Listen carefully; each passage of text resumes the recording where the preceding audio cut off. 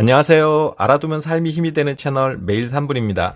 혈당 관리 때문에 고민하신 분들이 많은데요. 당뇨에 좋은 식품도 알아보고 식단도 짜보고 영양제도 찾아보면서 신경 쓰지만 막상 제대로 실천하지 못하는 분들이 대부분이죠. 먹는 것이 사람의 기본 욕구인데 이것을 조절한다는 게 쉽지 않은 것이 사실이에요. 가장 쉽게 할 수 있는 식단 관리법 알려드릴게요. 조금만 집중해 주세요.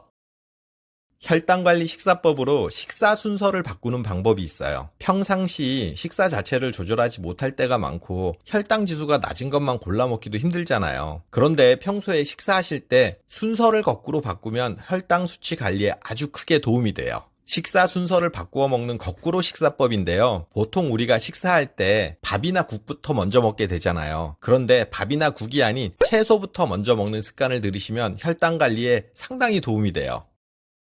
왜 채소를 먼저 먹어야 하냐면요. 채소는 포만감이 높으면서 식이섬유가 풍부하기 때문이에요. 당뇨 환자들에게 있어 중요한 것은 이것저것 많이 먹는 것이 아니라 덜 먹는 것이 더 중요해요. 포만감이 높은 채소를 먼저 먹음으로써 식사량을 조절해주고 또 식이섬유가 많은 식품들은 혈당이 급격하게 올라가는 것을 막아주기 때문이에요. 그러니 식전에 먼저 채소로 포만감과 식이섬유를 채워주는 것이 중요해요. 식전에 먹으면 포만감을 주면서 식이섬유가 많은 채소들로는 당근, 브로콜리, 호박, 양배추, 시금치, 토마토, 오이, 양상추, 콜리플라워, 샐러리 등이 있어요. 이 채소들은 혈당 조절에 도움이 된다고 알려져 있어요. 이 중에서 본인의 입맛에 맞는 채소 두세 가지 정도를 선택하셔서 식전에 드셔주세요. 채소 다음으로는 단백질 식품을 드셔주세요. 혈당 조절에 있어서 단백질 섭취도 상당히 중요한데요. 단백질은 혈당이 빠르게 올라가는 것을 막아주면서 당뇨 환자에게 있어서 중요한 부분인 근손실도 예방해주기 때문이에요.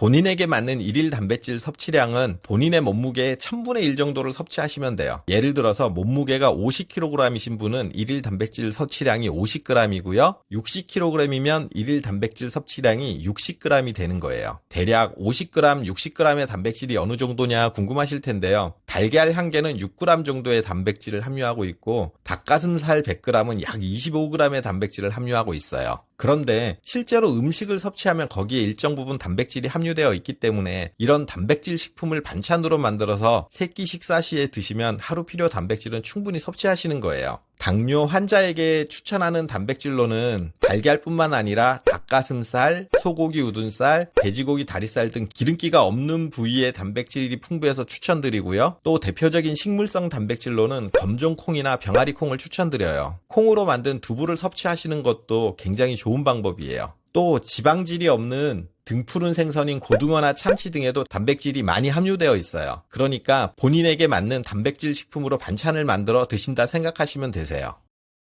단백질을 드시고 나서 마지막으로 밥, 그러니까 탄수화물을 마지막으로 드셔주시면 돼요. 당뇨 환자는 무엇을 먹는 것보다 얼마나 덜 먹는가가 더 중요한 부분이라고 했잖아요. 밥은 가급적 쌀밥보다는 잡곡밥이나 현미밥을 권장드리고요. 밥 공기의 3분의 1 정도로 소식을 해주시면 돼요. 이렇게 식사 순서를 거꾸로 바꾸면 불편해서 어떻게 먹나 하시는 분들 계실 텐데요. 한정식집이나 중식집 코스 요리 떠올려 보시면 사실은 저희가 이런 식으로 코스가 짜진다는 걸 알 수가 있어요. 채소 같은 전체 요리가 먼저 나오고 메인 요리가 나온 다음 밥은 거의 맨 나중에 나오잖아요. 그러니까 이런 방식으로 먹는 것이 혈당 관리에 굉장히 좋은 식사법인 거예요. 핵심은 먼저 채소, 두 번째 단백질, 마지막으로 탄수화물 순으로 먹는다는 거 기억하세요. 이렇게 꾸준히 거꾸로 식사법대로 드시면 혈당 조절 관련 영양제 별도로 안 드셔도 정상 혈당 유지하실 수 있어요. 이렇게 드시면 혈당 조절뿐만 아니라 다이어트에도 도움이 돼서 적정 체중을 유지하는 데도 효과적이에요.